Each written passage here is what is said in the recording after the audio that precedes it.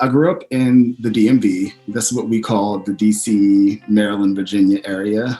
I moved to LA initially to be an actor.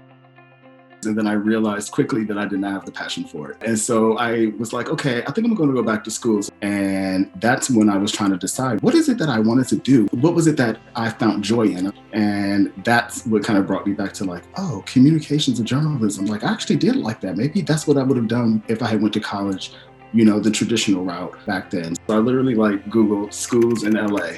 And I started seeing all these schools pop up, and I was like, how do I get into these universities? So I ended up starting at Los Angeles City College because I heard you could just transfer to a UC school after you did that. So the second year of community college rolls around, and I was like, I can either use this loan to pay rent, or I can use this and space it out over the semester, but then give up the apartment. And I think I had made up in my mind that school was the priority for me no matter what. How bad is it to live in your car? I'm thinking it'll be like camping. In my mind, I'm rationalizing it. I guess this is the way I was trying to cope. But I really honestly was just not prepared. And I think what kept me going was when I graduate from here, when I get accepted into a new school, things will get better. But I ended up choosing USC because of Annenberg. I, especially at my age, was kind of I definitely need to make sure that whatever I'm doing, it's going to lead to an actual skill that I can use later on down the road. And so Annenberg, I felt had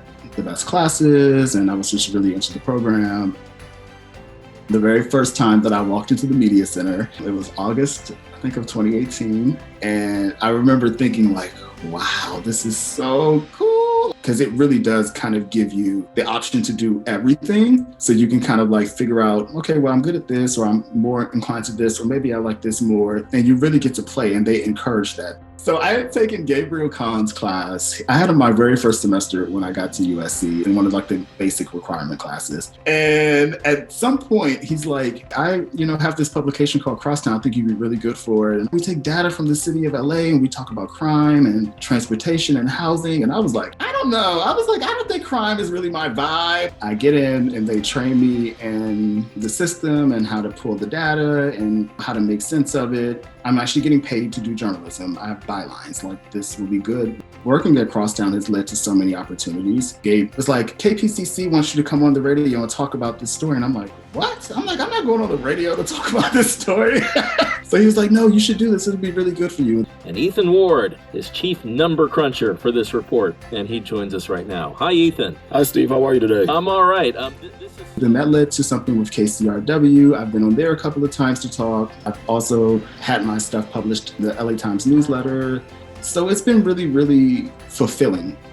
The master's came about because I was told about the progressive degree program. For me, being a non-traditional student, I just wanted to have more skills in my toolbox. And so for a lot of my focus for the public diplomacy program was cultural diplomacy, storytelling, how to talk to people. There was just a lot of synergy there between the programs that made sense for me.